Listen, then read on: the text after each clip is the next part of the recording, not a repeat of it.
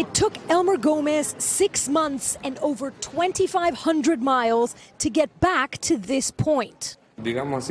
Since I left, my goal was to be with her. I'm finally at the moment, which is the final point. I dream of being with her. Traveling from Honduras with his pregnant wife, he hopes to be reunited with his 15-year-old daughter in the U.S.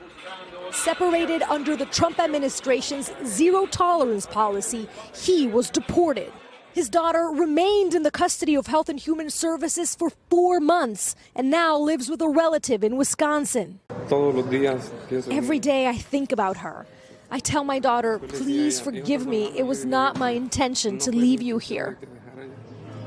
Gomez is not alone. He is joined by 28 other parents from Central America who were deported without their children and are now demanding to get them back. The vast majority of these parents were deported without ever having the chance to seek asylum in the United States.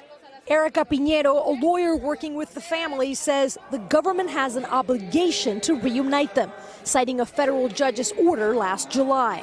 The government has affirmatively stated that they're making efforts to reunify these families, and we're here to make sure that the government complies with their obligations. Tonight, Border Patrol officials on site tell us they are at capacity and the parents will have to wait.